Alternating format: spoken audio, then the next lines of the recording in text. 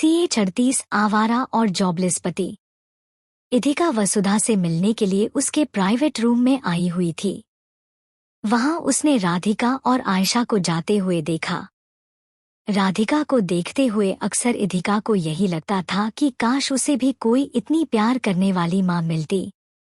उनके जाते ही इधिका वसुधा की तरफ पलटी ही थी कि वसुधा ने राधिका को देख लिया था। वसुधा ने राधिका को इधिका की माँ कहकर पहचाना था। वो तुम्हारी तरह ही लगती है। ज्यादा शक्ल नहीं मिलती पर कोई भी कह सकता है तुम उनकी बेटी हो, वसुधा ने मुस्कुरा कर कहा। इधिका उनकी बातें सुनकर हैरान रह गई। राधिका और इधिका के चेहरे में बस एक ही चीज को मिलती थी और वो था उन दोनों का ही चेहरा ओवल शेप में था। इधिका की आंखों का कलर हल्का ग्रे था, जबकि राधिका की आंखें गहरे भूरे रंग की थी। वो मेरी माँ नहीं है, इधिका ने बिल्कुल धीरे से कहा। फिर वो मन ही मन बड़बड़ा कर बोली, हाँ ये बात अलग है कि मैं हमेशा से चाहती थी कि वो मेरी माँ हो। वो मेरी आइडियल है। मैंने उन्हीं की तरह बनने की कोशिश की और काफी हद तक मेरी आदतें उन्हीं की तरह है। कोई कितनी भी बकवास क्यों ना करे, उसे शांति से हैंडल करना मैंने उन्हीं से सीखा है। इधिका ने वापस वसुधा की तरफ देखा और इस बार थोड़ा तेज आवाज में कहा, दादी आपको कोई गलतफहमी हो गई होगी। वो मेरी मॉम नहीं है। तुम ऐसा कैसे कह सकती हो? अपनी माँ के साथ कोई लड़ाई हुई है क्या, जो रिश्ता मानने से इनकार कर रही हो?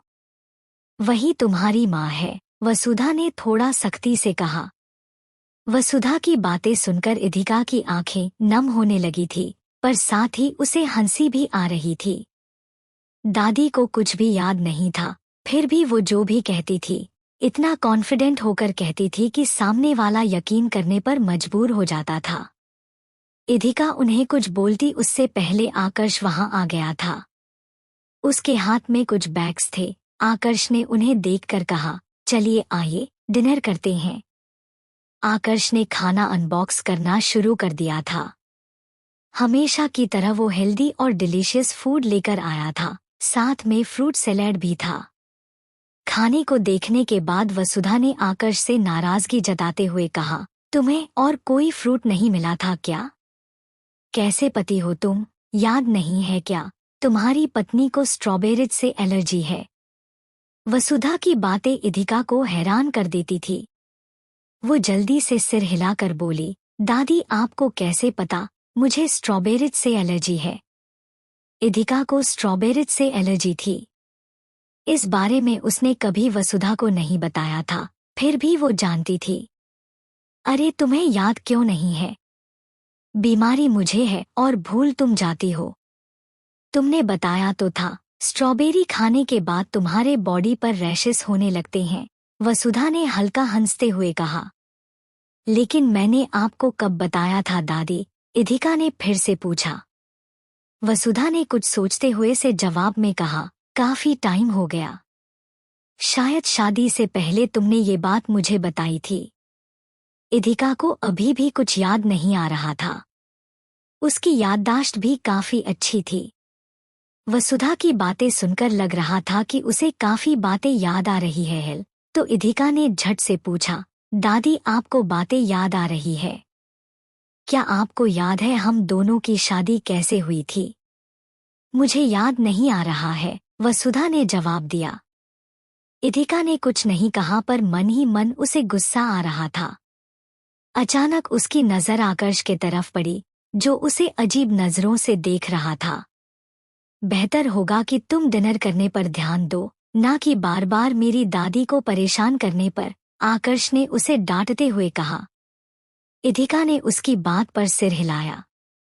आकर्ष को अभी भी यही लग रहा था कि इधिका उनकी बीमारी का फायदा उठा रही है। इधिका ने गहरी सांस ली और म्याऊ को अपनी गोद में उठाकर बोली, मुझे अभी भूख नहीं है। मैं थोड़ी देर में खा लूंगी, आप लोग कंटिन्यू कीजिए। मैं बाहर इसको टहला कर लाती हूँ। वैसे भी पूरे दिन ये ऑफिस में कैद था। इधिका ने बहाना बनाया। उसने उनके जवाब का इंतजार भी नहीं किया और म्याऊ को उठाकर बाहर चल दी। वो थोड़े ही आगे गई और फिर वहां खड़े होकर वसुधा के कमरे के दरवाजे की तरफ देखने लगी। वो धीरे से बोली, मुझे पता है तुम बात करने के लिए जरूर आओगे मिस्टर अकडू। तुमसे अकेले में बात करने का यही तरीका था जो मुझे समझ आया। अब जल्दी से बाहर आ भी जाओ। इधिका वहां खड़ी होकर आकर्ष के आने का इंतजार करने लगी। लगभग 5 मिनट बाद उसकी उम्मीद के मुताबिक आकर्ष बाहर आ गया था। आकर्ष उसके पास आया और आईज रोल करके बोला, मिस सिंघानिया, आपको कुछ कहना है? मुझे सच में नहीं पता। दादी मेरे बारे में इतना सब कुछ कैसे जानती है? मेरा यकीन करो, मैंने उन्हें कुछ नहीं बताया है, इधिका अपनी सफाई देते हुए बोली। अंदर जिस तरह से आकर्ष इधिका को देख रहा था, उसके मन में यही चल रहा था कि इधिका ने ये सब वसुधा के दिमाग में डाला है, तभी इधिका उससे अकेले में बात करना चाहती थी। उसे लगा आकर्ष उसे फिर से एक लंबा चौड़ा लेक्चर देगा, लेकिन उसने सिर्फ इतना ही कहा, ठीक है। आकर्ष के शब्द कहते थे कि वो इधिका पर यकीन करता है, लेकिन उसकी आंखें और इधिका को देखने का तरीका यही बताता था कि उसे इधिका पर रत्ती भर भी यकीन नहीं है। एक तो ये इंसान अपने एक्सप्रेशंस इतने नॉर्मल कैसे रख सकता है? बोलता भी लिमिटेड है, इधिका मन ही मन बड़बड़ा कर बोली। कुछ पल रुककर वो आकर्ष से बोली, मिस्टर राजवंश, क्या आप मुझ पर यकीन करते हैं? मैं झूठ नहीं बोल रही हूँ। मुझे नहीं पता मिस सिंघानिया कि आप पर यकीन करना चाहिए या नहीं, आकर्ष रूखे तरीके से बोला। इधिका आगे कुछ कहती, उससे पहले उसने देखा आकर्ष उसके बिल्कुल करीब आने लगा था। उसे पास आते देखकर इधिका अपने कदम पीछे लेने लगी। वो दीवार से जाकर लग गई थी।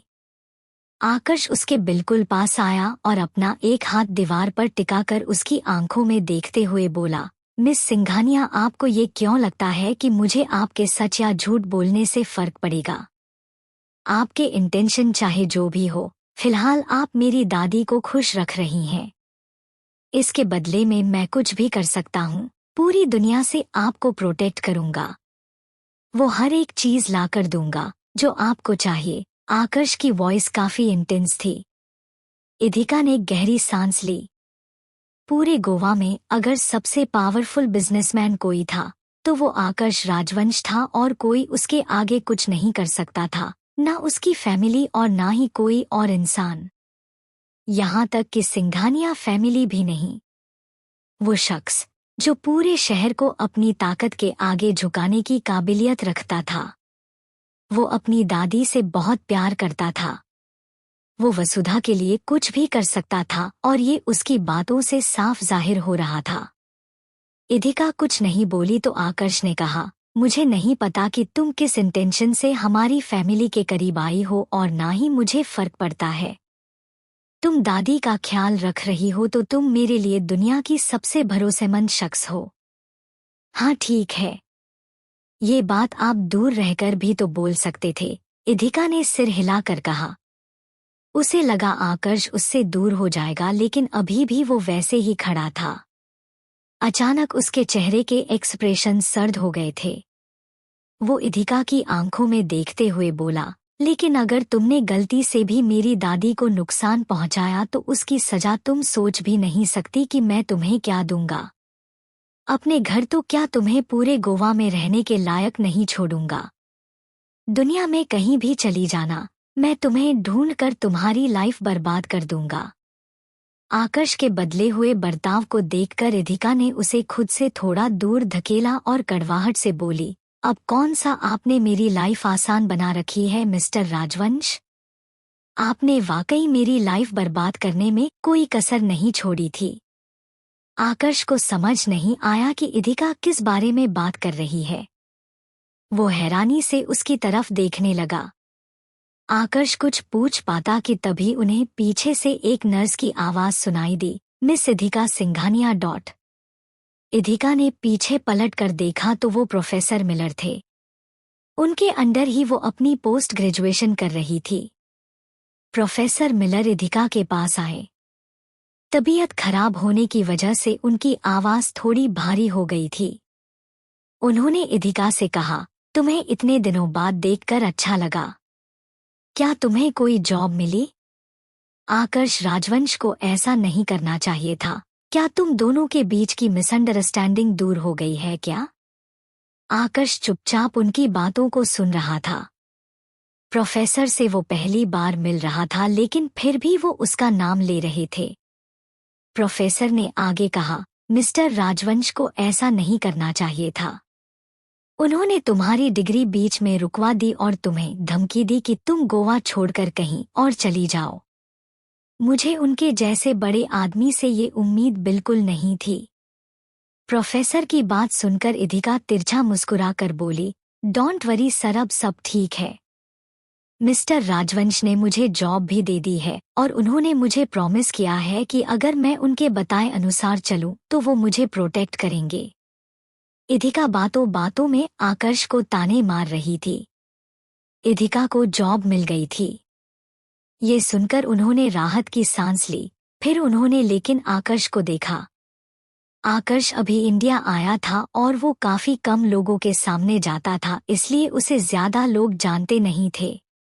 उन्हें याद आया पिछली बार आयशा और मालविका इधिका के किसी पति के बारे में बात कर रही थी, जो कि आवारा था। आकर्ष को देखते ही मिस्टर मिलर ने इधिका से पूछा, अगर मैं गलत नहीं हूं तो ये तुम्हारा वही आवारा पति है ना, जो कुछ नहीं करता? प्रोफेसर मिलर की बात सुनकर आकर्ष की आंखें हैरानी से बड़ी हो गई। इधिका ने हाँ में सिर हिलाकर कहा, हाँ ये वही है, मेरे आवारा पति। प्रोफेसर मिलर ने आकर्ष की तरफ सख्ती से देखकर कहा, दिखने में तो काफी हट्टे कट्टे और लंबे चौड़े लग रहे हो। कुछ काम क्यों नहीं करते? जी जरूर, अब आपने कह दिया है तो मैं एक अच्छी नौकरी करूंगा और अपनी पत्नी का ख्याल भी रखूंगा, आकर्ष ने सार्कास्टिकली कहा और फिर इधिका का हाथ पकड़कर जबरदस्ती मुस्कुराते हुए बोला, अंदर चले, खाना ठंडा हो रहा है। इधिका ने उसकी बात पर हामी भरी और प्रोफेसर को बाय बोलकर जाने लगी। प्रोफेसर को उन्हें साथ देखकर काफी अच्छा महसूस हो रहा था। वो वहां से चले गए। उनके जाते ही आकर्ष ने इधिका की तरफ घूरते हुए देखा और फिर उसका हाथ झटक दिया था। मैं आवारा और जॉबलेस? बिल्कुल सही मिस सिंघानिया, आकर्ष चिढ़कर बोला और कमरे के अंदर चला गया। वहीं उसे इरिटेट होते देखकर इधिका को मजा आ रहा था। वहीं दूसरी तरफ सिंघानिया विला में आयशा, आदर्श सिंघानिया और राधिका साथ में डिनर ले रहे थे। राधिका खाना खाने के बजाय अपने ख्यालों में खोई हुई थी। आदर्श उससे बहुत प्यार करता था। उसे परेशान देखकर उसने राधिका के हाथ पर अपना हाथ रखकर कहा, क्या हुआ राधिका? तुम खाना क्यों नहीं खा रही हो? तुम्हारी तबीयत तो ठीक है ना? राधिका कोई जवाब देती उससे पहले आयशा बोल पड़ी, मॉम इधिका की वजह से परेशान है।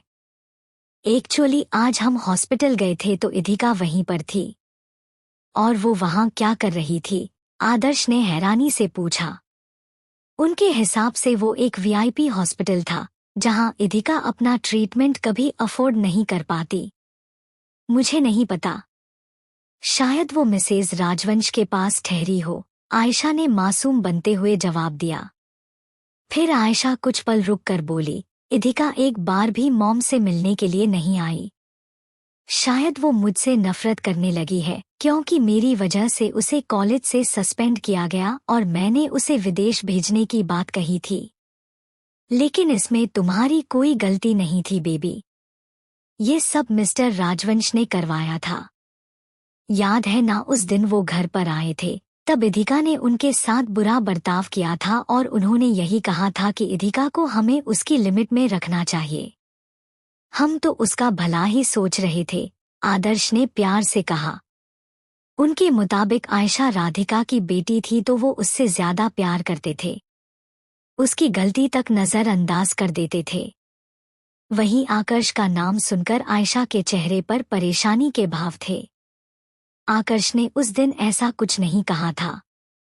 आयशा ने झूठ बोलकर वो सब किया था। आदर्श आगे बोला, देखो, मैं मिस्टर आकर्ष राजवंश के साथ अपना नया वेंचर शुरू करने जा रहा हूँ, तो उन्हें किसी भी कीमत पर नाराज नहीं कर सकता।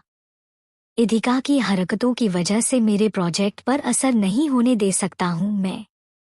वैसे भी वो मेरे लिए मायने नहीं रखती है। आदर्श की बातें इधिका को और डरा रही थी। वो कुछ कहता उससे पहले आदर्श का मोबाइल बजा। उसने देखा कि पृथ्वी चौहान उसे कॉल कर रहा था। आदर्श ने तुरंत कॉल उठाया और मुस्कुरा कर कहा, हेलो मिस्टर चौहान। बोलिए, कुछ बात करनी थी क्या? कहीं आपने उस प्रोजेक्ट के बारे में डिस्कस करने के लिए तो कॉल नहीं किया? वो खाना खा रहे थे तो कॉल स्पीकर पर था। वही उनसे आयशा का दिल बैठा जा रहा था। उसे डर लग रहा था। इधिका आकर्ष के आसपास ही रहती थी तो कहीं गलती से भी उसका झूठ सामने न आ जाए कि उसने आकर्ष का नाम लेकर इधिका को कॉलेज से निकलवाया था। CH39 डॉक्टर मर्चेंट से मीटिंग। डाइनिंग टेबल पर आयशा, मिस्टर सिंघानिया और राधिका बैठे हुए थे। वो डिनर करते हुए इधिका के बारे में बात कर रहे थे। इधिका आजकल आकर्ष के क्लोज रहने लगी थी तो आयशा को डर था कि कहीं उसका ये झूठ सामने ना आ जाए कि आकर्ष ने इधिका को ओशियन यूनिवर्सिटी से निकलवाया था। आयशा अपनी परेशानी में खोई हुई थी कि मिस्टर आदर्श सिंघानिया के पास पृथ्वी का कॉल आया। खाना खाने की वजह से उन्होंने फोन स्पीकर पर कर दिया था। आदर्श ने काफी नरम लहजे में उनसे कॉल करने का कारण पूछा था। तभी पृथ्वी की सामने से सख्त आवाज आई, मिस्टर सिंघानिया, मुझे आपकी बेटी आयशा सिंघानिया से ये जानना है कि मेरे बॉस ने उन्हें ये कब कहा कि इधिका को ओशियन यूनिवर्सिटी से निकलवाया जाए या फिर उसे गोवा में रहने का कोई हक नहीं है। आकर्ष अपने ऊपर उठे इल्जाम को इतनी आसानी से बर्दाश्त नहीं कर सकता था। उसने तुरंत पृथ्वी से कॉल करवा दिया था। पृथ्वी की बातें सुनकर आयशा का चेहरा डर से पीला पड़ गया था। आदर्श ने उसकी तरफ देखा तो वो सब समझ गया था। उसने जबरदस्ती हंसते हुए कहा, बच्ची है, शायद उसे सुनने में कोई गड़बड़ हो गई होगी। मैं उसकी तरफ से आपसे माफी मांगता हूँ। रही बात इधिका की स्टडीज की, तो वो आगे भी कंटिन्यू रहेगी। मैं कल ही ओशियन यूनिवर्सिटी जाकर बात कर लेता हूँ। आयशा का झूठ पकड़ा गया था। आदर्श ने जैसे तैसे बात को संभाल लिया था। पृथ्वी ने कॉल रखने से पहले कहा, पता नहीं कि मिस आयशा सिंघानिया से सुनने में गड़बड़ी हुई है या उनसे ये जानबूझकर हुआ है। जो भी हो, आगे से अगर ये हुआ या किसी भी गलत मामले में मिस्टर आकर्ष राजवंश का नाम उछाला गया तो अच्छा नहीं होगा। उम्मीद है आप अपनी बेटी के किए की सजा उसे जरूर देंगे। आदर्श आगे कुछ कहता उससे पहले पृथ्वी ने कॉल कट कर दिया। वहीं कॉल कट होते ही आदर्श ने गुस्से से आयशा की तरफ देखा। वो मासूम बनते हुए जोर जोर से रोने लगी। आयशा रोते हुए बोली, डैड, मुझे माफ कर दीजिए। मैं उस दिन बहुत डर गई थी जब इधिका बार बार आकर्ष राजवंश के पीछे जा रही थी। मुझे डर था कि कहीं उसकी वजह से मेरा रिश्ता ना टूट जाए। उसका जो भी सोशल स्टेटस है, उसकी वजह से मुझे सबके सामने नीचा देखना पड़ता है। ऐसे में राजवंश फैमिली भी मेरे बारे में गलत सोचने लगती। बस तभी मैंने वो सब। आयशा ने अपनी बात अधूरी छोड़ दी और फिर से जोर जोर से रोने लगी। जो भी हो, तुम्हें आकर्ष राजवंश का नाम बीच में नहीं लेना चाहिए था। आदर्श ने सख्ती से कहा। ये पहली बार होगा जब आदर्श ने आयशा से इतना सख्त लहजे में बात की थी। उसने गुस्से से अपनी मुट्ठियां बांध ली और फिर आदर्श की तरफ देखकर धीमी आवाज में कहा, मैं उनका नाम बीच में नहीं लेना चाहती थी, लेकिन अगर मैं सीधे सब कुछ आपको बता देती तो आप उसे डांटते नहीं। उसका सोशल स्टेटस जो भी हो, वो आपकी बेटी है। बकवास है यह। आदर्श ने सिर हिलाकर कहा, तुम्हें कितनी बार बताया है कि मेरी सिर्फ एक ही बेटी है और वो तुम हो। मेरा उस लड़की के साथ कोई रिश्ता नहीं है। राधिका को आदर्श की बातें अच्छी नहीं लगी। उसने आदर्श के हाथ पर अपना हाथ रखकर अपना पॉइंट ऑफ व्यू रखते हुए कहा, जो भी हो, वो तुम्हारी बेटी है और तुम इस रिश्ते से इनकार नहीं कर सकते हो। आदर्श तुरंत ना में सिर हिलाकर बोला, जानता हूँ बेवकूफ़ी में मुझसे कुछ गलतियां हो गई थी, लेकिन इतने सालों में भी तुम मुझे नहीं समझ पाई। उस औरत ने मेरे साथ धोखा किया था और मैं उसे कभी माफ नहीं कर सकता। उसे इस घर में रहने की इजाजत दे दी है, इसका मतलब ये नहीं है कि वो मेरे लिए कुछ मायने रखती है। मेरे लिए मेरी फैमिली तुम और आयशा हो। आदर्श ने कभी भी मालविका और रिधिका को अपना नहीं समझा था। वही उनकी बातें दूर खड़ी मालविका ने सुनी तो गुस्से में उसने मुट्ठियां कस ली। मालविका ने आदर्श की तरफ गुस्से से देखा। वो उसे अपने बचपन से जानती थी और उसी से प्यार करती थी, लेकिन आदर्श ने कभी उसे अपना नहीं समझा। वो राधिका से प्यार करता था। अचानक मालविका के दिमाग में पुरानी यादें ताजा हो गई थी। जब वो प्रेग्नेंट हो गई थी तब वो आदर्श के पास आई थी और उससे उसे और अपने बच्चे को अपनाने की गुहार की थी।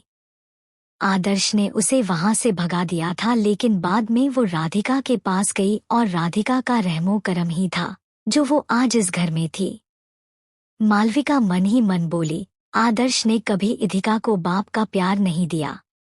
अच्छा हुआ ना जो मैंने दोनों बच्चों को बदल दिया, वरना मेरी बेटी की वही हालत होती जो आज उनकी खुद की बेटी की हो रही है। सोचते हुए मालविका के चेहरे पर इविल स्माइल आ गई, जिसे वो काफी मुश्किल से काबू कर पा रही थी। मालविका ने सब कुछ इतनी सफाई से किया था कि आदर्श को कभी पता नहीं चला था और आगे ना ही पता चलने वाला था कि इधिका उसकी असली बेटी है। वो जिसे इतना प्यार कर रहा है वो तो मालविका की बेटी थी। राधिका का बदला उसने राधिका की बेटी इधिका से लिया, जो आज दर दर की ठोकरें खा रही थी। मालविका अपने ख्यालों की दुनिया से बाहर आई। उसने देखा राधिका ने आयशा की तरफ देखकर सख्ती से कहा, मुझे नहीं पता क्या हुआ था, पर तुम्हारी गलती है और तुम अपनी गलती के लिए इधिका से माफी मांगने वाली हो। पागल हो गई हो राधिका? हमारी बेटी क्यों किसी से माफी मांगेगी, वो भी इधिका जैसी लड़की से? आदर्श ने गुस्से में कहा। गलती चाहे आयशा की ही क्यों ना रही हो, लेकिन वो आयशा को इधिका के सामने झुकते हुए नहीं देखना चाहते थे। उनकी बात पर सहमति जताते हुए मालविका उनकी तरफ बढ़ते हुए बोली, कोई जरूरत नहीं है आयशा को इधिका से माफी मांगने की। वैसे भी सिंघानिया फैमिली ने उस पर इतने एहसान किए हैं। गलती तो उसने की थी जो मिस्टर आकर्ष राजवंश के पीछे जाकर उन्हें परेशान कर रही थी।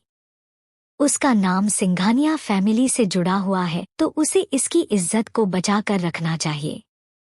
मालविका के बर्ताव को देखकर राधिका ने आह भरी। उन्होंने आगे कोई बहस नहीं की। उनका खाना हो गया था तो आयशा उन्हें कमरे में ले जा रही थी।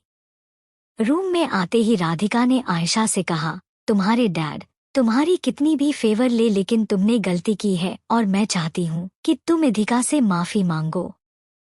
लेकिन मॉम, आयशा ने मना करना चाहा, लेकिन राधिका ने उसकी बात बीच में काटते हुए कहा, मैं कल इधिका से मिलने का सोच रही हूँ, तुम मेरे साथ चलोगी? आयशा ने गहरी सांस लेकर बिना मन के हामी भर दी थी। वो जानती थी कि वो अपने डैड की सजा से तो बच सकती है, लेकिन राधिका से बचना आसान नहीं था। वो अपने उसूलों पर चलने वाली औरत थी। आयशा का उतरा हुआ चेहरा देखकर राधिका ने उसका मूड ठीक करने के लिए कहा, तुम नक्श को डॉक्टर मर्चेंट से मिलवाना चाहती हो ना? चलो कल दोनों काम निपटा लेंगे। डॉक्टर मर्चेंट से भी डिनर हो जाएगा। नक्श को बुला लेना और इधिका से माफी भी मांग लेना। डॉ मर्चेंट से मिलने की बात सुनकर आयशा के चेहरे पर तुरंत चमक आ गई। वो मुस्कुराकर बोली, thank you so much mom, मैं नक्श को इस बारे में बता दूंगी।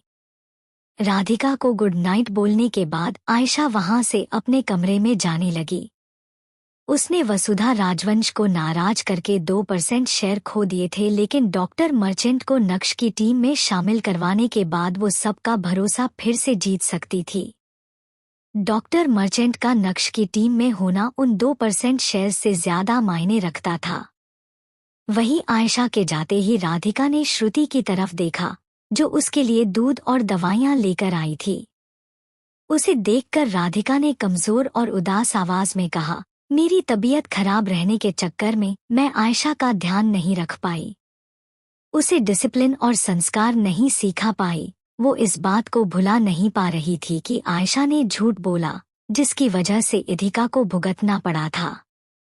अब तुम ज्यादा सोच रही हो राधिका, श्रुति ने सिर हिलाकर जवाब दिया। आयशा एक अच्छी लड़की है, दूसरों के बारे में सोचती है। हाँ, आजकल के बच्चे थोड़ा झूठ बोलने लगे हैं, इसका मतलब ये नहीं कि वो दिल की बुरी है। इधिका कभी झूठ नहीं बोलती है, राधिका ने धीरे से कहा। फिर वो खांसने लगी। राधिका को खांसी आना शुरू हो जाती थी तो जल्दी से बंद नहीं होती थी। श्रुति उसके पास आई और प्यार से उसका कंधा सहलाकर कहा, तुम ज्यादा सोच रही हो, इसी वजह से तुम्हारी तबीयत सुधारने का नाम नहीं ले रही है। सब कुछ वक्त पर छोड़ दो, सब अपने आप ठीक हो जाएगा, चलो अब आराम करो। श्रुति ने राधिका को दवाइयां दी और सुला दिया था। अगली सुबह इधिका की आंख खुली। वो हॉस्पिटल रूम में थी। उसे राधिका का मैसेज मिल चुका था। वो आज इधिका से मिलने आने वाली थी। मैसेज देखकर इधिका ने मन ही मन कहा, पूरे 9 साल हो जाएंगे जब मैं राधिका आंटी से मिलने जा रही हूँ। पता नहीं वो मुझे देखकर नाराज होगी या अच्छे से बात करेंगी। इधिका अपने कशमकश में खोई हुई थी कि तभी आकर्ष वहां पर आ गया था। इधिका को नहाने और अपने डेली रूटीन के लिए घर जाना था तो उसे देखते ही वसुधा ने कहा, लड़के तुम ऐसा करो, मेरी बहू को उसके घर छोड़ दो ताकि वो तैयार होकर आ सके। ठीक है, चलिए मिस सिंघानिया चलते हैं, आकर्ष ने इधिका की तरफ देखकर कहा। वैसे भी वो वही करता था जो वसुधा उसे करने के लिए कहती थी।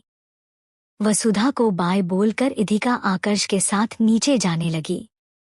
उन्हें पार्किंग एरिया में पृथ्वी दिखाई दिया। उसके हाथ में एक पेपर था जो उसने इधिका को दिया था। मिस सिंघानिया आप इसे खोलकर देख सकती हैं, पृथ्वी ने इधिका से कहा। इधिका ने पेपर को लिया और उसे खोलकर देखा तो उसमें पूरी दुनिया के अलग अलग यूनिवर्सिटीज और प्रोफेसर की लिस्ट थी जो न्यू एनर्जी पर रिसर्च कर रहे थे। इधिका ने हैरानी से पृथ्वी की तरफ देखकर पूछा, ये सब क्या है? पृथ्वी जवाब देते हुए बोला, ये सभी यूनिवर्सिटी और प्रोफेसर ओशियन यूनिवर्सिटी और प्रोफेसर मिलर से ज्यादा अच्छे हैं। मिस्टर राजवंश की वजह से आपकी स्टडी बीच में रुक गई थी, ऊपर से आप दादी का इतना ध्यान भी रख रही है तो ये एक छोटा सा फेवर समझकर रख लीजिए। आप अपनी स्टडीज कंटिन्यू कर सकती है मिस सिंघानिया। इधिका ने गहरी सांस ली और सख्त आवाज में कहा, लेकिन मुझे इसकी जरूरत नहीं है। मैंने आपसे कोई फेवर नहीं मांगा था। तो क्या आप प्रोफेसर मिलर के अंडर रहकर ही अपनी पोस्ट ग्रेजुएट पूरी करनी चाहती हैं? पृथ्वी ने भौहें चढ़ाकर पूछा, जिस पर इधिका ने ना में सिर हिला दिया था। अचानक आकर्ष ने कहा, तो क्या आप डॉक्टर मर्चेंट के अंडर अपनी पोस्ट ग्रेजुएट पूरी करना चाहती है मिस सिंघानिया? पृथ्वी इधिका से पहले ही जवाब में बोला, लेकिन मिस्टर राजवंश डॉक्टर मर्चेंट इतनी आसानी से अवेलेबल नहीं होते हैं। एब्रॉड में कई यूनिवर्सिटी उन्हें हायर करना चाहती है, लेकिन वो किसी के अंडर जाकर काम नहीं करना चाहते हैं। अगर उनके कोई स्टूडेंट रहे भी होंगे तो वो एक्स्ट्राऑर्डिनरी होंगे और मुझे नहीं लगता कि मिस सिंघानिया जैसी स्टूडेंट को वो अपनी टीम में शामिल करेंगी। बेहतर होगा कि ये इनमें से ही किसी प्रोफेसर को चुन ले। हाँ, आगे पीएचडी करनी है तो हम डॉक्टर मर्चेंट से कांटेक्ट कर लेंगे, लेकिन पोस्ट ग्रेजुएट बहुत छोटी डिग्री रह जाती है। इधिका उन दोनों को अजीब नजरों से घूर रही थी। वो दोनों उसी के अंडर उसी को स्टडी करवाना चाहते थे। ऊपर से ये तक कह रहे थे कि उसे डॉक्टर मर्चेंट के अंडर इंटर्नशिप नहीं मिलेगी। इधिका उनसे और बात नहीं करना चाहती थी, इसलिए उसने आकर्ष से कहा, मिस्टर राजवंश आप मेरी परवाह छोड़कर अपना काम करेंगे तो बेहतर होगा। मैं घर जा रही हूँ, मुझे ड्रॉप करने की कोई जरूरत नहीं है, मैं टैक्सी ले लूंगी। इधिका ने उनके जवाब का इंतजार भी नहीं किया और वहां से चली गई। उसके जाते ही पृथ्वी ने आकर्ष से कहा, मैंने सुना है आयशा अपना पोस्ट ग्रेजुएट डॉक्टर मर्चेंट के अंडर कर रही है। ऐसा तो नहीं कि मिस सिंघानिया भी उसकी बराबरी करना चाहती हो, तभी उसे डॉक्टर मर्चेंट के गाइडेंस में पोस्ट ग्रेजुएट करना हो। मुझे नहीं लगता कि वो इसके काबिल भी है। आकर्ष ने पृथ्वी की बात का कोई जवाब नहीं दिया। वो अभी भी उस दिशा में देख रहा था जहां से इधिका गई थी। अचानक आकर्ष ने सख्त आवाज में कहा, डॉक्टर मर्चेंट से कांटेक्ट करो।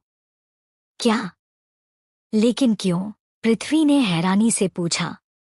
उसे समझ नहीं आ रहा था कि आकर्ष इधिका के बारे में इतना क्यों सोच रहा था। क्या वो उसकी खूबसूरती से इतना इम्प्रेस हो गया था कि उसके लिए डॉक्टर मर्चेंट तक से बात करने के लिए जा रहा था? आकर्ष ने पृथ्वी की बात का कोई जवाब नहीं दिया और वहां से निकल गया। पृथ्वी के पास आकर्ष की बात मानने के अलावा और कोई रास्ता नहीं था। हालांकि उसे गुस्सा तो बहुत आ रहा था कि इधिका जैसी मामूली लड़की के लिए इतना सब कुछ करने की कोई जरूरत नहीं थी। वहीं दूसरी तरफ दोपहर के वक्त आयशा, राधिका और नक्श एक प्राइवेट रेस्टोरेंट में पहुंचे। वो यहाँ डॉक्टर मर्चेंट के साथ लंच के लिए आए थे। वहां आते ही नक्श में अजीब नजरों से इधर-उधर देखा। उसके चेहरे के बिगड़े हुए बिहेव को देखकर आयशा ने पूछा, क्या हुआ नक्श, तुम परेशान लग रहे हो? कुछ नहीं हुआ है, नक्श ने सख्ती से कहा।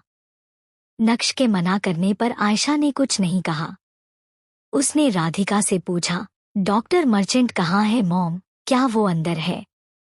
हाँ, वो यहाँ पहले ही पहुँच गई हैं और अपने प्राइवेट रूम में हैं।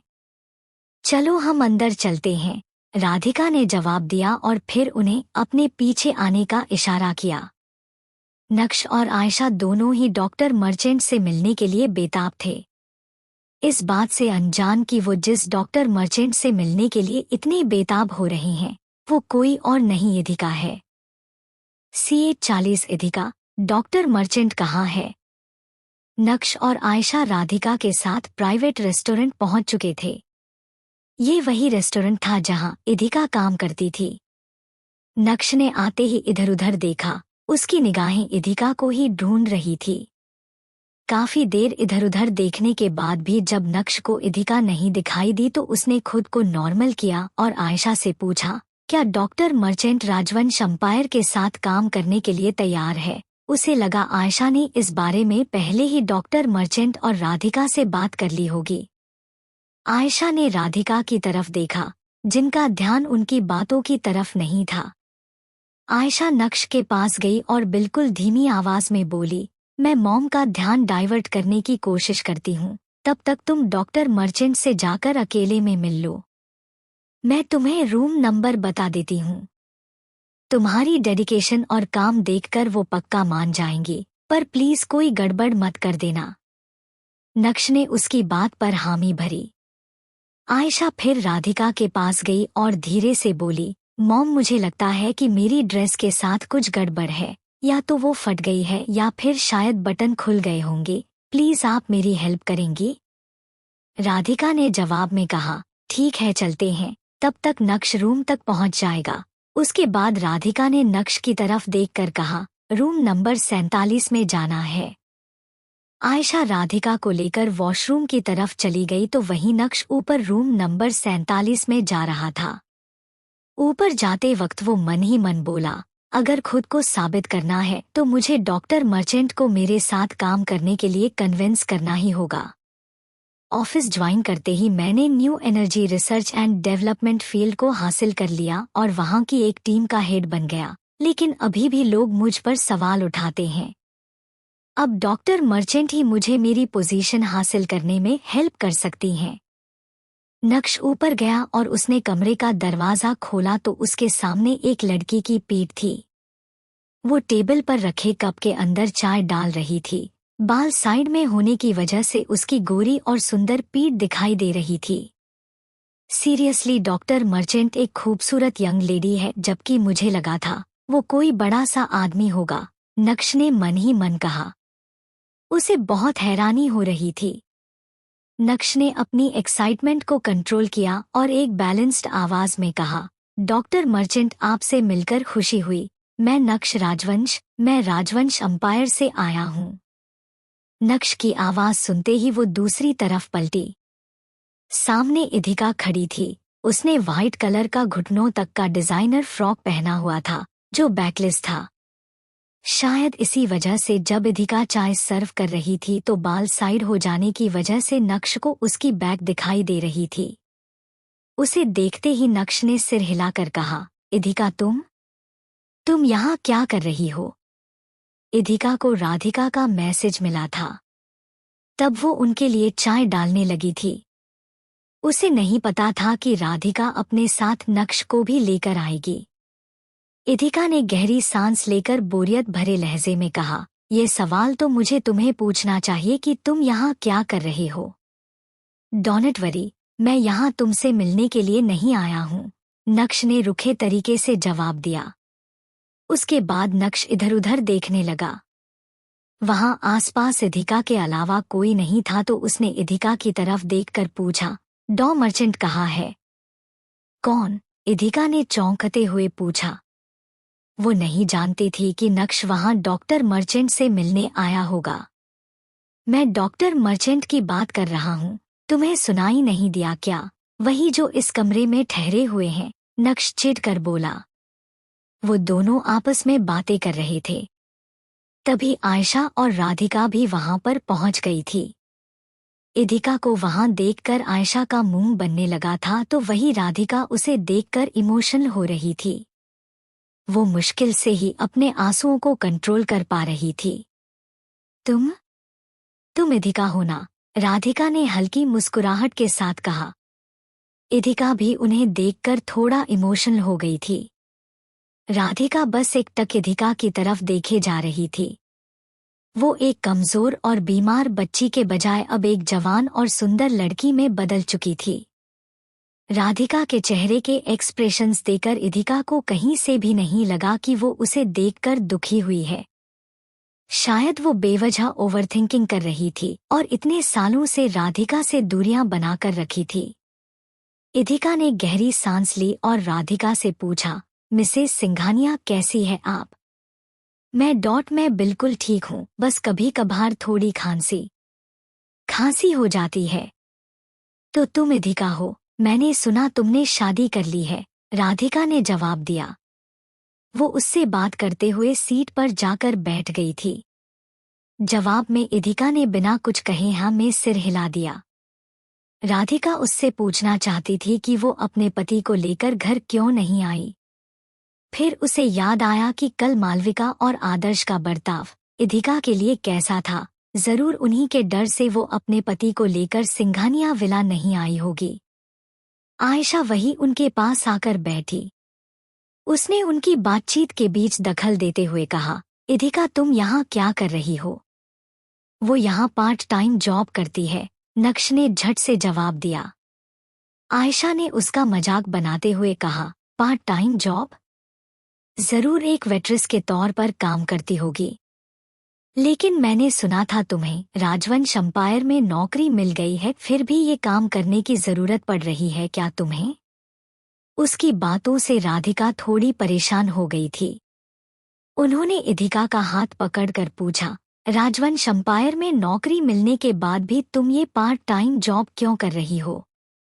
क्या तुम्हें पैसों की कोई कमी है? आज भी वो इधिका की हेल्प करना चाहती थी। नहीं, वो मैं। इधिका ने उनकी बात का जवाब देना चाहा, लेकिन आयशा उसकी बात बीच में काटते हुए बोली, मॉम प्लीज, आप भी कैसी बातों को लेकर बैठ गई है? पता है ना आज हमारे गेस्ट कौन है? आप इसे जाने दीजिए, इसके बारे में और कभी बात कर लीजिएगा। आयशा ने गहरी सांस ली और इधिका की तरफ देखकर आगे कहा, इधिका, हम चाहते थे कि तुम भी इस डिनर में शामिल हो, लेकिन तुम यहाँ काम कर रही हो तो हम तुम्हारा काम खराब नहीं करेंगे। तुम अच्छे से सर्व करना, आई प्रॉमिस। जाते टाइम हम तुम्हें एक्स्ट्रा टिप देंगे जिससे तुम्हारा खर्चा कम होगा। आयशा की बदतमीजियां अब राधिका से बर्दाश्त नहीं हो रही थी। वो सख्त आवाज में बोली, चुप करो आयशा। आयशा को चुप करवाने के बाद राधिका ने फिर इधिका की तरफ देखा जो बिल्कुल शांति से खड़ी थी। उन्हें कहीं ना कहीं अच्छा लग रहा था कि इधिका इतनी कॉम्प्लिकेटेड सिचुएशन को आराम से हैंडल कर रही है, पर साथ ही उसे अफसोस भी हुआ। इधिका और आयशा दोनों ही आदर्श सिंघानिया की बेटी थी, फिर भी दोनों में इतना भेदभाव किया जा रहा था। राधिका ने गहरी सांस ली और इधिका से बोली, आज डॉक्टर मर्चेंट हमारी गेस्ट हैं और न्यू एनर्जी पर काम करते हैं। तुम्हारे सब्जेक्ट भी वही है। तुम हमारे साथ डिनर ज्वाइन करोगी तो तुम्हारे फ्यूचर में काम आएगा। राधिका ने जिस तरह से प्यार से इधिका से बात करते हुए उसे डिनर ज्वाइन करने को कहा था, ये देखकर आयशा ने गुस्से में अपनी मुट्ठियां बांध ली थी। वो मन ही मन बोली, मॉम की प्रॉब्लम क्या है? वो मेरे स्पेशल मोमेंट को क्यों खराब करना चाहती है? डॉ मर्चेंट कहीं बाकियों की तरह इसकी खूबसूरती से इम्प्रेस हो गए तो फिर क्या होगा? वैसे भी आदमी चाहे किसी भी उम्र का क्यों ना हो, सामने लड़की खूबसूरत दिखे तो वो अट्रैक्ट हो ही जाता है। सोचते हुए आयशा की नज़र टेबल पर रखी चाय पर गई। वो काफी गर्म थी, उसमें से भाप निकल रही थी। आयशा ने जल्दी से चाय का कप उठाया और इधिका की तरफ करके बोली, मॉम ने कहा था कि आज मैं तुमसे माफी मांगू। मेरी तरफ से ये चाय तुम्हारे लिए। इधिका चाय पकड़ने वाली थी, तभी उसने महसूस किया कि आयशा के इरादे कुछ और थे। वो चाय पर अपनी पकड़ ढीली करते जा रही थी। आयशा की हरकतें देखकर इधिका ने मन ही मन कहा, इतनी अच्छी तो तुम कभी से नहीं रही हो कि आकर मुझसे माफी मांगो। सो तुम्हारी प्लानिंग मेरे ऊपर चाय गिराकर मुझे जलाने की है। इधिका ने एक नज़र उसकी तरफ देखा। जब आयशा उसे चाय पकड़ाने लगी तो इधिका जानबूझकर दूसरी तरफ पलट गई, जिससे आयशा का हाथ हट गया और वो चाय उसी के ऊपर जा गिरी थी। आयशा जोर से चिल्लाई। उसके कपड़े तो खराब हो ही गए थे, बल्कि गर्म चाय भी उसके ऊपर गिर गई थी। आयशा ने खुद को संभाला और मासूम बनते हुए कहा, मुझे पहले से ही पता था कि तुम मुझे पसंद नहीं करती हो। मैं तुम्हें एक सॉरी ही कहने जा रही थी और तुमने मेरे साथ ये क्या कर दिया? अगर चाय नहीं पीनी थी तो पहले ही बोल देती। आई एम सो सॉरी, मैंने ध्यान नहीं दिया और वैसे भी मैं चाय नहीं पीती हूँ, इधिका ने सिर हिलाकर जवाब दिया। इधिका जो भी कर रही थी वो जानबूझकर कर रही थी। ये नक्श समझ चुका था। वो उस पर चिल्लाकर बोला, कैसी वेट्रेस हो तुम? अपने कस्टमर को इसी तरह जला देती हो? तुम्हें क्या सर्व करना भी नहीं आता? मैं तुम्हारी कंप्लेंट करूंगा मैनेजर से ताकि वो तुम्हें यहाँ से हटा दे। राधिका तुरंत उसको शांत करते हुए बोली, बस भी करो, गलती से हो गया, वो हमारी फैमिली है। अब क्या तुम जाकर उसकी कंप्लेंट करके आओगे? आयशा खुद को किसी भी मामले में नीचे नहीं गिराना चाहती थी। उसने अपने दर्द को काबू में किया और जबरदस्ती मुस्कुराते हुए बोली, मॉम बिल्कुल ठीक कह रही है, शायद डॉक्टर मर्चेंट से मिलने की एक्साइटमेंट में इधिका से ये हो गया होगा। आयशा की तरह नक्श भी नहीं चाहता था कि इधिका डॉक्टर मर्चेंट से मिले। वो अपने मन में बोला, शायद इधिका के बारे में ये बात बहुत कम लोग जानते हैं कि वो बहुत इंटेलिजेंट और टैलेंटेड है। अगर डॉक्टर मर्चेंट ने आयशा और इधिका का किसी तरह का टेस्ट लिया तो नो डाउट इधिका पास हो जाएगी, और डॉक्टर मर्चेंट ने उसे अपने इंटर्नशिप के लिए चुन लिया तो मैं उसे कभी हासिल नहीं कर पाऊंगा। नक्श ने एक नज़र इधिका की तरफ देखा और फिर गुस्सा करते हुए बोला, आंटी मुझे नहीं लगता कि इधिका को डॉक्टर मर्चेंट से मिलवाना चाहिए। इसने जानबूझकर किया हो या गलती से हो, इसने आयशा को हर्ट किया है और ये मैं बर्दाश्त नहीं करूंगा। ये डॉक्टर मर्चेंट से मिलने के लायक ही नहीं है। अब तुम खुद यहाँ से जा रही हो या मैं सिक्योरिटी बुलाकर तुम्हें धक्के मार कर यहाँ से बाहर निकालूं? नक्श का बर्ताव किसी भी तरह से राधिका की सहनशक्ति के बाहर था। वो कुछ कहने वाली थी, तभी आयशा ने उसे रोकते हुए कहा, प्लीज मॉम, मामले को मत बढ़ाइए ना, इधिका को जाने दीजिए, वो फिर कभी मिल लेगी। नक्श मेरी केयर करता है तो उसे इतना प्रोटेक्टिव तो होने दीजिए। राधिका कोई सीन क्रिएट नहीं करना चाहती थी। उसने इधिका की तरफ प्यार से देखा और फिर इसका कंधा सहलाकर कहा, आई एम सो सॉरी बेटा। आई प्रॉमिस मैं तुम्हें डॉक्टर मर्चेंट से जरूर मिलवाऊंगी। एक काम करना, तुम्हें जब भी टाइम हो तुम घर आ जाना, हम डॉक्टर मर्चेंट को वहीं पर बुला लेंगे।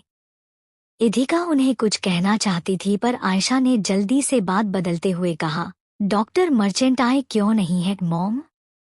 कहीं ऐसा तो नहीं कि वो इस मीटिंग को कैंसिल कर देंगे? नहीं, उन्होंने कंफर्म किया था। रुको मैं उन्हें मैसेज कर देता हूँ, राधिका ने जवाब दिया।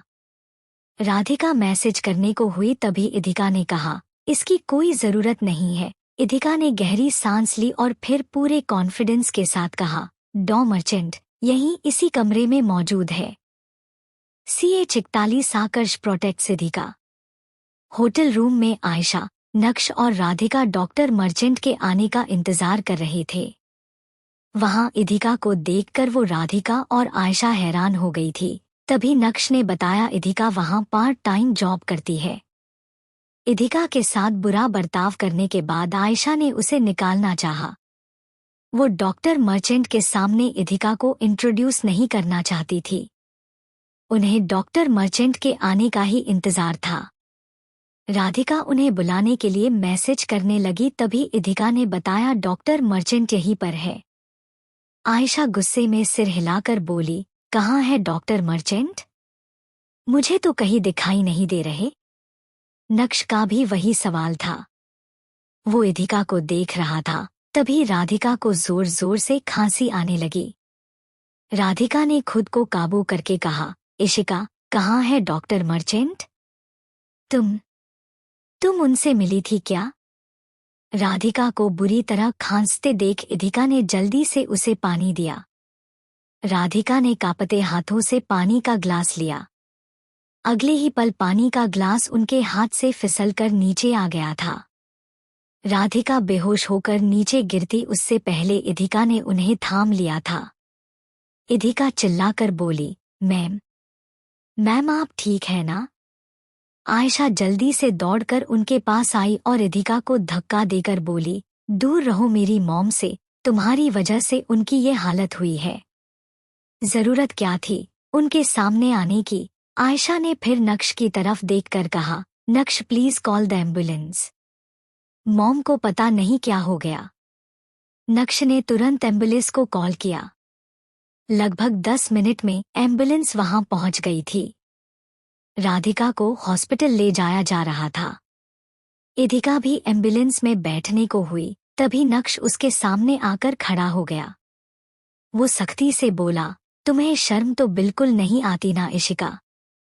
इतना सब हो जाने के बाद भी यहाँ बेशर्मों की तरह साथ चलने का दिखावा कर रही हो। अगर तुम्हारी वजह से उन्हें कुछ हो गया तो मैं तुम्हें छोड़ूंगा नहीं। नक्श ने इधिका को हल्के से दूर धकेला और एम्बुलेंस में जाकर बैठ गया। इधिका ने भी उससे बहस नहीं की। उसने तुरंत टैक्सी ली और एम्बुलेंस के पीछे जाने लगी। वहीं दूसरी तरफ आकर्ष ने वसुधा के साथ लंच खत्म किया था। आकर्ष वीकेंड्स पर भी अक्सर काम करता था। वसुधा के सोने के बाद वो कुछ फाइल्स पर काम कर रहा था।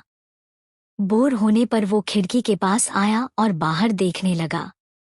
मिस सिंघानिया ने कहा था कि वो जल्दी ही आ जाएगी। पता नहीं इतना टाइम कहाँ लगा दिया। ये लड़की कुछ बताती भी तो नहीं।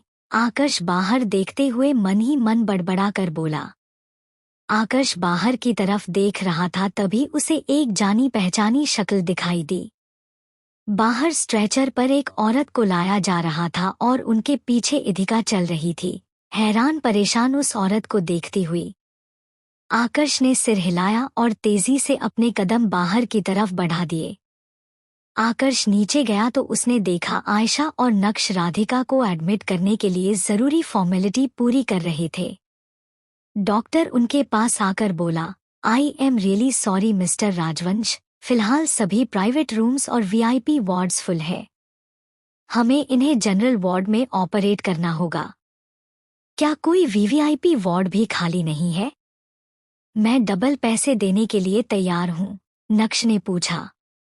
सो सॉरी, पर मैं इस मामले में कुछ नहीं कर सकता, डॉक्टर ने जवाब दिया। आयशा भी वहीं खड़ी थी। वो नक्श का हाथ पकड़कर परेशान स्वर में बोली, नक्श अब क्या होगा? मैं नहीं चाहती मॉम का ट्रीटमेंट जनरल वार्ड में हो। डोंट वरी, मैं कुछ करता हूँ। हमें रूम मिल जाएगा, नक्श ने उसका हाथ सहलाकर कहा। नक्श दूसरी तरफ गया और कॉल पर बात करने लगा। आकर्ष ने दूर से आयशा की तरफ देखा। वो परेशान थी, पर शायद उसकी परेशानी राधिका को लेकर नहीं थी।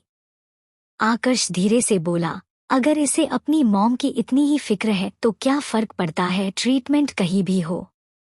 ट्रीटमेंट होना जरूरी है, वार्ड से क्या फर्क पड़ता है। फिर उसकी नजर इधिका पर गई। इधिका नम आंखों से राधिका को देख रही थी। वो इंतजार कर रही थी कि राधिका को ट्रीटमेंट के लिए अंदर ले जाया जाएगा। इधिका चेहरे से ही परेशान लग रही थी। आकर्ष उन्हें देख रहा था, तभी पृथ्वी वहां आया। वो बोला, सर। वो बोलते हुए रुक गया क्योंकि आकर्ष लॉस्ट लग रहा था। पृथ्वी ने आकर्ष की नजरों को फॉलो किया तो उसने देखा वो इधिका को देख रहा था। अचानक आकर्ष सख्त आवाज में कहा, पृथ्वी, मिसेस सिंघानिया के लिए रूम अरेंज कराओ, वीआईपी वार्ड में। अगले 10 मिनट में मुझे उनके लिए इसी हॉस्पिटल में एक वीआईपी रूम चाहिए। जी सर। पृथ्वी ने जवाब दिया और तुरंत आकर्ष के बताए काम पर लग गया। इधिका अभी भी वहीं पर खड़ी थी। डॉक्टर राधिका का इनिशियल चेकअप वहीं पर करने लगे क्योंकि आयशा की जिद थी कि राधिका को जनरल वार्ड में ना ले जाया जाए। वहीं नक्श के चेहरे पर बेपसी के भाव थे। वो चाहकर भी कुछ नहीं कर रहा था। उसने मदद के लिए काफी लोगों को कॉल किया लेकिन कोई इस मामले में कुछ नहीं कर पा रहा था। राधिका ज्यादा बीमार नहीं थी, फिर भी वो इतने शोर में ठीक से आराम नहीं कर पाती। इधिका की भी उस हॉस्पिटल में जान पहचान ना होने की वजह से वो कुछ नहीं कर पा रही थी। इधिका राधिका के चेहरे की तरफ देखते हुए मन ही मन बोली, क्या मुझे उसे कॉल करना चाहिए? वो मेरी हेल्प कर सकते हैं। आयशा की फालतू की जिद की वजह से आंटी बेवजह सफर कर रही है। इधिका ने अपना मोबाइल निकाला। वो कॉल करने ही वाली थी कि काउंटर पर खड़ी रिसेप्शनिस्ट ने तेज आवाज में कहा, एक वीआईपी रूम अभी अभी जस्ट खाली हुआ है, हम इन्हें वहां शिफ्ट कर सकते हैं। उसकी बात सुनकर आयशा के चेहरे पर चमक आ गई।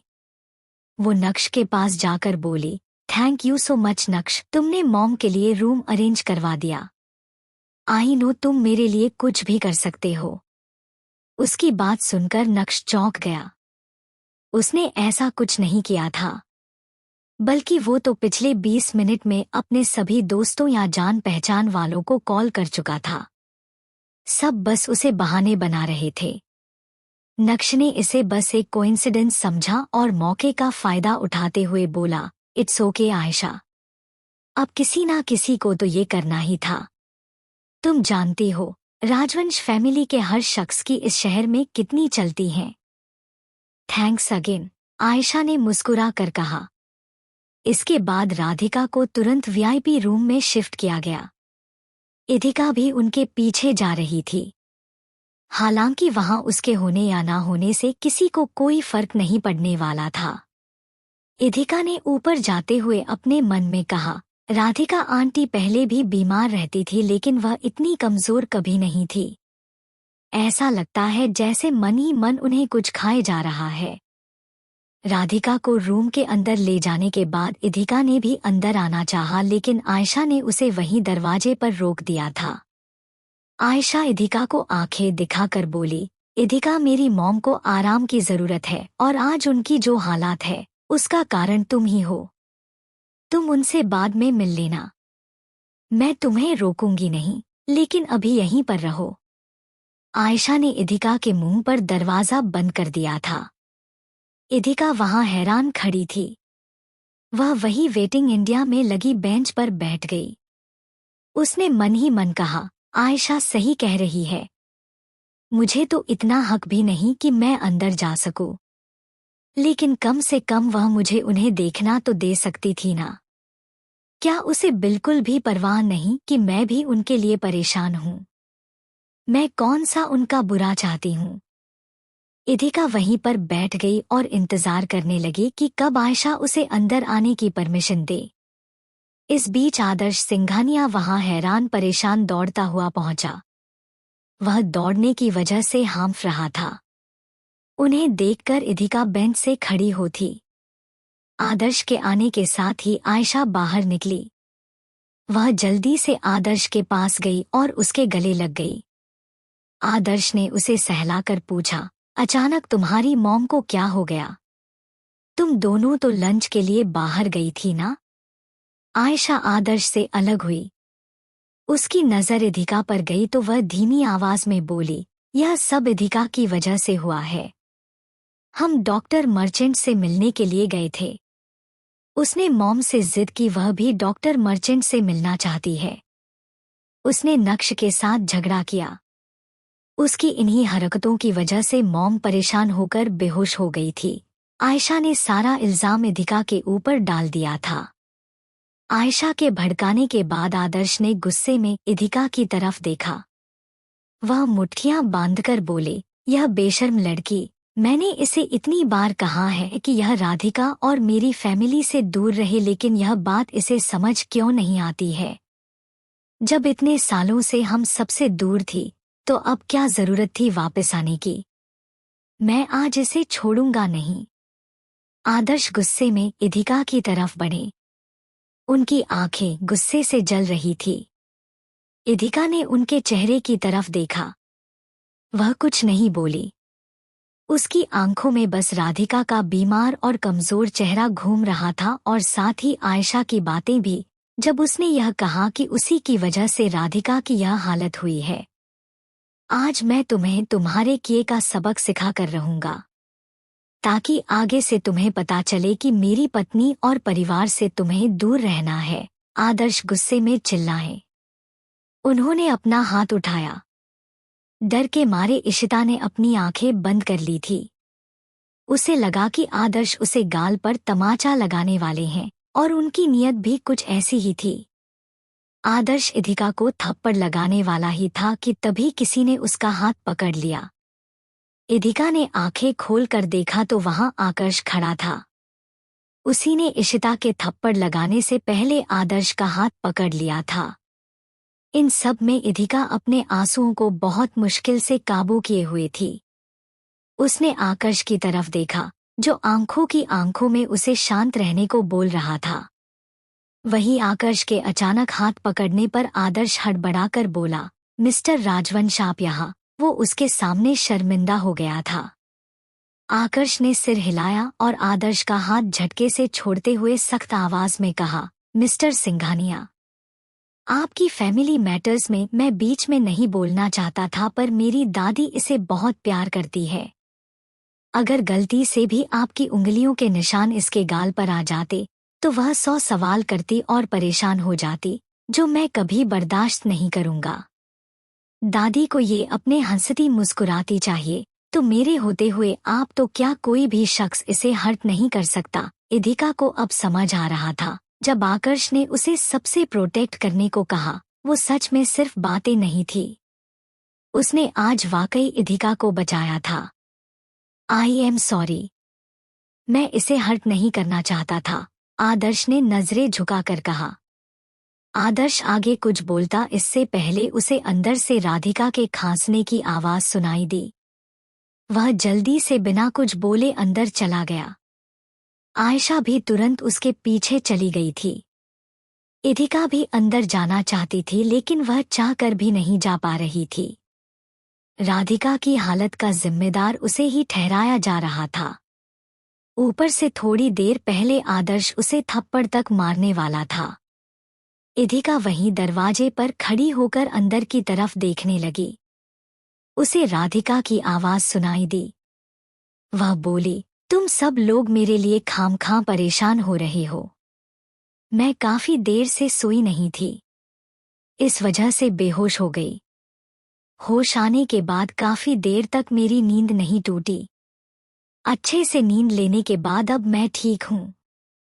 राधिका की आवाज सुनकर इधिका ने राहत की सांस ली। आकर्ष ने इधिका के चेहरे की तरफ देखा तो अब वह कम परेशान लग रही थी। उसकी हालत देखकर एक पल के लिए आकर्ष को उस पर दया आने लगी। वह इधिका से बोला, क्या हुआ, तुम मिसेस सिंघानिया से मिलने के लिए अंदर क्यों नहीं जा रही? अभी नहीं, अभी उनकी फैमिली वहां है, बाद में मिल लूंगी मैं उनसे, इधिका ने धीमी आवाज में जवाब दिया। इधिका जानती थी कि अगर वो अंदर गई तो एक बार फिर से वहां एक नई बहस शुरू हो जाएगी और इन सब में राधिका परेशान हो जाएगी। आकर्ष ने उसकी बात पर हामी भरते हुए कहा, ठीक है, फिर यहाँ नहीं खड़े रहना है, दादी के रूम में चलते हैं।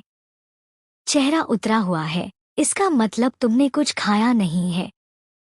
लंच ऑर्डर कर देता हूँ तुम्हारे लिए। हाँ डॉट, इधिका ने सिर हिलाकर कहा। इधिका और आकर्ष वहां से जाने के लिए पलटे, तभी उन्हें सामने वसुधा दिखाई दी, जो नर्स को पकड़े हुए वहीं आ रही थी। वसुधा उस तरफ आते हुए उनसे बोली, कहाँ है वह? मुझे उनसे मिलना है। सुना है मेरी बहू की माँ बीमार है और उन्हें यही एडमिट किया गया है। मुझे उनसे मिलने जाना है, उनका हालचाल पूछना है। इधिका ने आगे बढ़कर उनका हाथ पकड़कर कहा, दादी चलिए, वापस चलते हैं। वह मेरी माँ नहीं है। इधिका नहीं चाहती थी कि फिर से उसे गलत समझा जाए। तुम्हें कितनी बार बताऊं बहू, वही तुम्हारी माँ है, वसुधा ने सख्ती से कहा और फिर अपना मोबाइल निकाला। उन्होंने अपने मोबाइल में एक फोटो निकाली और उसे इधिका को दिखाते हुए कहा, याद करो बहू, यह फोटो तुमने ही मुझे भेजी थी। इसमें तुम और तुम्हारी माँ हो। अंदर वही एडमिट है ना, देखो ध्यान से। इधिका को लगा वसुधा को कोई वहम हुआ है। उनकी तसल्ली के लिए उसने उस फोटो को देखा तो वह चौंक गई। उस फोटो में वाकई वह राधिका के साथ थी। तो क्या वसुधा सही कह रही थी? राधिका ही उसकी माँ थी। CH42 उसका ख्याल रखो। वसुधा बातों को इतना कॉन्फिडेंटली कह जाती थी कि किसी को भी उस पर यकीन हो जाता था। राधिका के रूम के आगे वसुधा ने हमेशा की तरह इधिका और वसुधा को माँ बेटी बताया। इधिका हैरान थी कि वो ऐसा क्यों कह रही है। उसने कारण पूछा तो वसुधा ने उसे एक फोटो दिखा दी थी। उस फोटो में राधिका और इधिका साथ में थी और उसे देखकर लग रहा था कि फोटो ज्यादा पुरानी नहीं थी। इधिका गौर से तस्वीर को देखने लगी। उस फोटो के अंदर वो और राधिका थे। उन दोनों ने ही व्हाइट कलर की शिफॉन की महंगी ड्रेस पहनी हुई थी और वो बीच पर थी। उन दोनों के चेहरे पर ही मुस्कुराहट थी और जिस तरह से पोज लिया हुआ था, ऐसे लग रहा था दोनों का रिश्ता काफी खास था। उस फोटो को देखने के बाद इधिका ने धीरे से कहा, ये फोटो ज्यादा पुरानी नहीं लग रही है और मैंने तो बहुत साल पहले सिंघानिया विला छोड़ दिया था। मेरे पास इस तरह की वाइट कोई शिफॉन की ड्रेस भी नहीं है। फिर मैं इस तस्वीर में कैसे हो सकती हूँ? क्या सोच रही हो बहू? अब तो यकीन आ गया ना कि यही तुम्हारी माँ है, वसुधा ने मुस्कुरा कर कहा। दादी प्लीज आप 1 मिनट के लिए मुझे अपना मोबाइल देगी? इधिका ने थोड़ा हिचकिचाकर पूछा। वसुधा ने बिना सोचे समझे इधिका को अपना मोबाइल दे दिया था। इधिका ने उस फोटो को जूम करके देखा। वो हर एक एंगल से उस फोटो को देख रही थी ताकि उसकी सच्चाई का पता लगा सके। जहां तक उसे याद था उसने कभी मिसेस सिंघानिया के साथ इस तरह फोटो नहीं क्लिक करवाई थी। अचानक ही इधिका के चेहरे पर निराशा के भाव थे। उसने मोबाइल वापस वसुधा को दे दिया था। वो मन ही मन बोली, तो मेरा शक सही निकला, ये फोटो फोटोशॉप की हुई है। किसी अनप्रोफेशनल का काम लग रहा है, जिसने इंटरनेट से कोई भी माँ बेटी की तस्वीर उठाई और उस पर हमारे चेहरे चिपका दिए। लेकिन ऐसा कोई क्यों करेगा? इधिका ने गहरी सांस ली और वसुधा से पूछा, अच्छा बताइए दादी, मैंने आपको ये फोटो कब भेजी थी?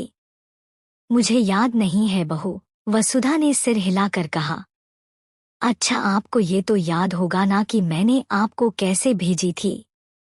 क्या मैंने आपको कोई फेक्स किया था, मेल की थी या किसी और सोशल मीडिया के जरिए से ये फोटो भेजी थी?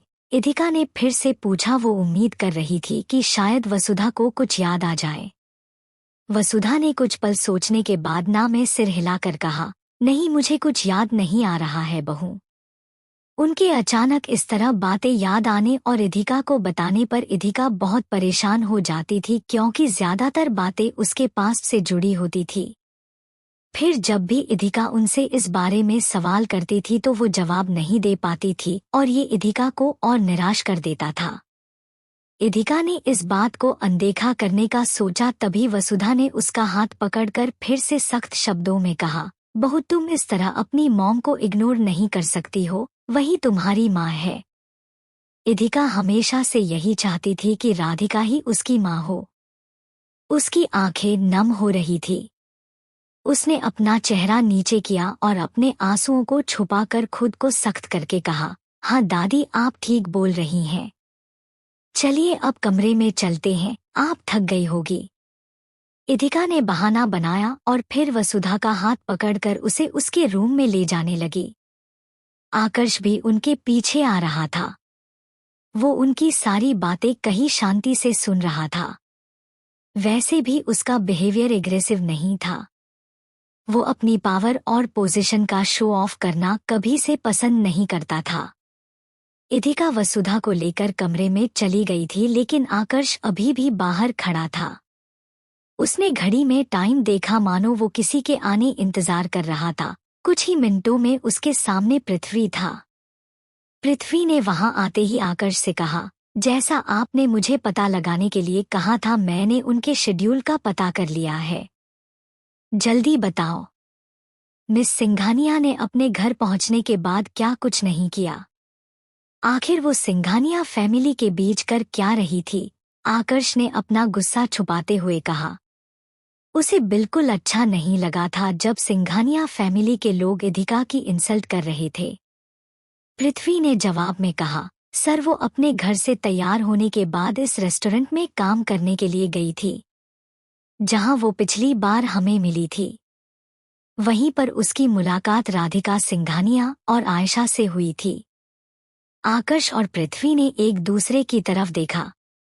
दोनों को यही लगा था कि इदिका अपने घर से इतना तैयार होकर अपने बॉयफ्रेंड से मिलने जा रही है, लेकिन उनका अंदाजा पूरी तरह गलत निकला। आकर्ष ने गहरी सांस ली और सिर हिलाकर कहा, क्या तुमने उसकी सैलरी कम डिसाइड की थी? उसके पास पैसों की कमी है तो वो अकाउंट डिपार्टमेंट में जाकर एडवांस सैलरी ले सकती है। उस तक ये न्यूज़ पहुंचा देना। मैं नहीं चाहता कि वो कहीं भी किसी तरह की छोटी पार्ट टाइम जॉब करें। ऐसा कुछ नहीं है सर, दादी ने उन्हें उसे पेट की देखभाल करने का काम सौंपा था। उसकी भी उन्हें अच्छी खासी सैलरी मिल रही है। ऊपर से मैंने उसे रोहन के अंडर टीम में शामिल करवाया था। वहां भी उसे अच्छी अमाउंट मिल जाएगी। शायद रोहन उसे मुश्किल काम दे रहा है तो उसे डर है कि कहीं उसे काम से निकाल ना दे, तभी वो अपनी पुरानी जॉब छोड़ना नहीं चाहती, पृथ्वी ने निष्कर्ष निकालते हुए कहा। आकर्ष इदिका को इतने बड़े राजवंश एम्पायर में अकेला नहीं छोड़ सकता था। उसने पृथ्वी को इसकी जिम्मेदारी दी थी कि वो उसके हर मूवमेंट पर ध्यान रखें। पृथ्वी को लगा कि अब उसके बॉस के सवाल जवाब बंद हो जाएंगे क्योंकि इदिका के बारे में उन्हें पता चल चुका है। तभी अचानक आकर्ष ने पूछा, और सिंघानिया फैमिली? वो वहां उस रेस्टोरेंट में क्या कर रही थी? वो वहां डॉक्टर मर्चेंट से मिलने के लिए गए थे, शायद यही वजह होगी जो नक्श भी उनके साथ थे, पृथ्वी ने जवाब दिया। और डॉक्टर मर्चेंट कहाँ चले गए? आकर्ष ने आगे पूछा। वो वहां आए ही नहीं, पृथ्वी ने धीमी आवाज में कहा। अचानक आकर्ष के दिमाग में कुछ स्ट्राइक हुआ। उसके चेहरे पर बिल्कुल हल्की सी स्माइल थी, जो पृथ्वी तो क्या कोई भी नोटिस नहीं कर पाता। पृथ्वी अब आकर्ष के अगले सवाल का इंतजार कर रहा था, लेकिन आकर्ष कुछ नहीं बोला और उसे वहीं पर छोड़कर अंदर रूम में चला गया। वहीं दूसरी तरफ राधिका ने अब काफी देर तक आराम कर लिया था। अब उसे बेहतर लग रहा था। नक्श भी वहां पर थोड़ी देर तक रुका हुआ था। राधिका ने नक्श और आयशा की तरफ देखा। उन्होंने आयशा से धीमी हल्की खांसती आवाज में कहा, आयशा मैं ठीक हूं, तुम अब नक्श को घर जाने दो, वो काफी देर से यहाँ है। आयशा को समझ नहीं आ रहा था वो क्या बोले, क्योंकि नक्श वहां उसके लिए नहीं बल्कि डॉक्टर मर्चेंट के इंतजार में रुका हुआ था। आयशा कुछ पल रुकी और फिर उसने हिचकिचाते हुए राधिका से कहा, मॉम वो एक्चुअली वो डॉक्टर मर्चेंट डॉट। आयशा क्या कहना चाह रही थी राधिका पहले ही समझ गई थी। उसकी बात पूरी होने से पहले वो बोली, मुझे मेरा मोबाइल दो। आज मैं डॉक्टर मर्चेंट से नहीं मिल पाई और उन्होंने मेरा इंतजार किया होगा।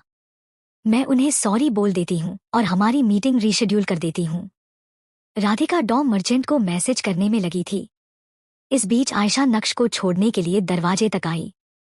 आयशा ने एक नजर राधिका की तरफ देखा और फिर नक्श को हल्का हक करते हुए बोली, नक्श तुम फिक्र मत करो, हम डॉक्टर मर्चेंट के साथ फिर से मीटिंग कर लेंगे और वो भी बहुत जल्द ही। नक्श ने आयशा से अलग होकर उसकी आंखों में देखकर कहा, आयशा तुम नहीं जानती, न्यू एनर्जी डिपार्टमेंट में फिलहाल काफी टेक्निकल इश्यू चल रही हैं। मैंने अभी वहां नया ही ज्वाइन किया है और मुझे इतनी बड़ी पोजीशन मिल गई तो सब मुझसे जलते हैं और मुझे पसंद भी नहीं करते हैं।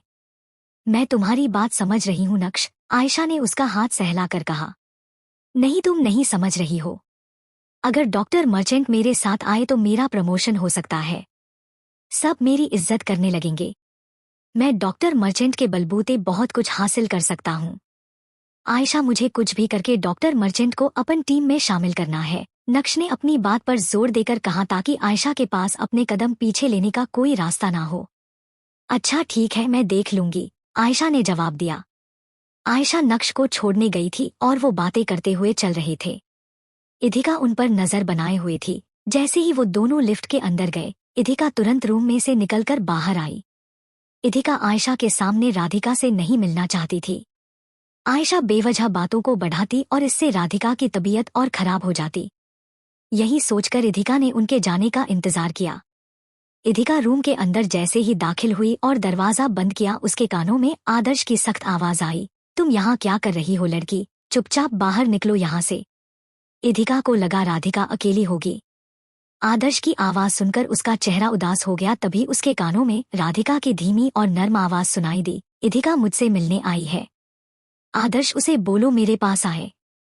आदर्श राधिका की कोई बात को नहीं टालता था। उसने इधिका से सख्ती से कहा, कोई भी ऐसी वैसी बात मत करना जिससे राधिका परेशान हो। अगर उसे कुछ हुआ तो तुम्हारे लिए अच्छा नहीं होगा। इधिका धीमे कदमों से चलकर राधिका के पास गई। राधिका ने आदर्श से कहा, इसमें इधिका की कोई गलती नहीं है। मैंने कहा ना, मैं थक गई थी और इस वजह से बेहोश हो गई। फिर उन्होंने इधिका से कहा, जो भी हुआ उससे तुम डर गई होगी ना, सब लोग तुम पर इल्जाम लगा रहे थे। इधिका से बातें करते हुए उन्होंने उसका हाथ पकड़ लिया था और बहुत प्यार से सहला रही थी। उनके हाथ छोटे और नरम थे। इधिका उनके जेस्चर पर हल्का सा मुस्कुराई और ना में सर हिलाकर बोली, नहीं मैं ठीक हूँ। मुझे अच्छा लगा जब तुम मुझसे मिलने आई। तुम उस घर की बेटी हो। तुम्हें इस तरह सबसे रिश्ता नहीं तोड़ना चाहिए, घर आती रहा करो, राधिका ने मुस्कुरा कर कहा। इधिका काफी कम बात करती थी तो वो बस उनकी हाँ में हाँ मिला रही थी। राधिका ने आगे कहा, तुम्हारी माँ ने बताया कि तुम्हारा पति अच्छा आदमी नहीं है, आवारागर्दी करता है, लेकिन मुझे नहीं लगता अगर तुमने किसी लड़के को चुना है तो वो अच्छा ही होगा। तुम किसी दिन उसे लेकर घर क्यों नहीं आ जाती? मेरा भी उससे मिलना हो जाएगा। इधिका ने नम आंखों से हाँ में सिर हिलाया। जब से उसने सबको ये बताया था कि उसने शादी कर ली है, हर कोई उसे भला बुरा कह रहा था। राधिका वो पहली इंसान थी जो सच में उसकी परवाह करती थी और उसके पति को अपनी तसल्ली के लिए एक बार देखना चाहती थी। राधिका और भी कुछ कहना चाहती थी पर बीच में ही उसे खांसी आने लगी। आदर्श को तो जैसे इधिका को बाहर निकालने का मौका मिल गया। वो खड़ा होकर इधिका को डांटते हुए बोला, राधिका थक गई है, अब तुम जाओ यहाँ से, इसे आराम की जरूरत है। इधिका भी बेवजह रुककर राधिका को परेशान नहीं करना चाहती थी। उसने अपने पॉकेट से एक दवाइयाँ की बोतल निकाली और राधिका के हाथ में थमाते हुए बोली, ये मैंने किसी खास डॉक्टर से मंगवाई थी, आप एक बार इन्हें लेकर देखिए, आपको आराम मिलेगा। आदर्श राधिका को रोकना चाहता था पर राधिका ने वो दवाई की छोटी सी बोतल इधिका से ले ली थी। इधिका ने उन्हें बाय कहा और फिर वहां से चली गई। इधिका राधिका से मिलने के लिए आई, ये सोचकर ही राधिका को अच्छा महसूस हो रहा था। उसके जाते ही वो आदर्श से बोली, पता नहीं मालविका इसे पसंद क्यों नहीं करती है, जबकि वो इतनी डिसेंट सी बच्ची है। वो आज भी मेरी परवाह करती है। आदर्श, याद है बचपन में भी कैसे मेरे बीमार होने पर मेरे पास से हटती ही नहीं थी। तुम बहुत भोली हो राधिका। उसने एक लोकल स्टोर से खरीद कर तुम्हें दवाई क्या पकड़ा दी, तुम पिघल गई। अगर उसे तुम्हारी इतनी परवाह होती तो वो पिछले 9 सालों में तुमसे मिलने के लिए जरूर आती, आदर्श ने सिर हिलाकर कहा। आदर्श ने राधिका के हाथ से वो दवाई की शीशी ली और उसे वही बेपरवाही से साइड में रखते हुए बोला, अनामिका का नाम सुना होगा तुमने? उनकी बनाई दवाइयाँ कमाल की होती है। वो इस वक्त अलग अलग खांसी की दवाइयाँ की क्लिनिकल रिसर्च करवा रही है। जब दवाई अप्रूव हो जाएगी तब मैं तुम्हें उसकी दवाइयाँ ला कर दूंगा, जिससे तुम पूरी तरह ठीक हो जाओ। आदर्श की बातें सुनकर राधिका का चेहरा उतर गया। पिछले कई सालों में उसने काफी डॉक्टर से इस मामले में दवाइयां ली थी, लेकिन उसे कोई असर नहीं हुआ था। वो उतरे हुए चेहरे के साथ बोली, ये सब तुम मेरे दिल की तसल्ली के लिए बोल रहे हो ना आदर्श? क्रॉनिक न्यूरोजेनिक खांसी की दवाई अब तक नहीं बन पाई है। अगर बनेगी तो वो बहुत ज्यादा महंगी बनने वाली है। इसमें लगने वाली कॉस्ट की भरपाई नहीं होगी, तो कोई क्यों इसमें अपना पैसा वेस्ट करेगा? फिर भी हम कोशिश करेंगे। तुम रात भर परेशान रहती हो और सो नहीं पाती तो मुझे बहुत बुरा लगता है, आदर्श ने प्यार से राधिका का हाथ पकड़कर कहा। राधिका ने बिना कुछ कहे हाँ में सिर हिला दिया था। रात को सबके सो जाने के बाद राधिका अपनी खांसी दबाने की कोशिश कर रही थी। वो नहीं चाहती थी कि उसकी वजह से उन सब की नींद खराब हो। पिछले कई रातों से वो ऐसा ही करती आ रही थी। राधिका ने नम आंखों से अपने मन में कहा, अब खुद पर और कंट्रोल नहीं होता है। मैं सुसाइड नहीं करना चाहती, पर बार बार मेरे दिमाग में यही ख्याल आते रहते हैं कि मेरे मरने के बाद शायद उनकी प्रॉब्लम सॉल्व हो जाएगी। आदर्श भी मेरी वजह से इतने परेशान रहते हैं। मैं इस बीमार जिंदगी से तंग आ गई हूँ। बस एक बार आयशा की शादी हो जाए। काफी देर तक सोचने के बाद बहुत मुश्किल से उनके दिमाग में उठ रहे नेगेटिव थॉट्स पर उन्होंने काबू पाया और वो खुद को शांत करते हुए बोली, नहीं, मैं इस तरह कमजोर नहीं पड़ सकती हूँ। राधिका उठकर बैठी और उन्होंने पानी पिया ताकि उनकी खांसी कम हो सके। पानी पीने के बाद उनकी नजर बेडसाइड पर रखी इधिका की लाई हुई दवाई पर पड़ी। राधिका ने कुछ सोचा और फिर एक दवाई को अपने मुंह में रख लिया था। राधिका नहीं जानती थी कि उस दवाई का क्या असर होगा, फिर भी उसने वो ले ली थी ताकि थोड़े समय के लिए ही सही उसे खांसी से थोड़ी राहत मिले।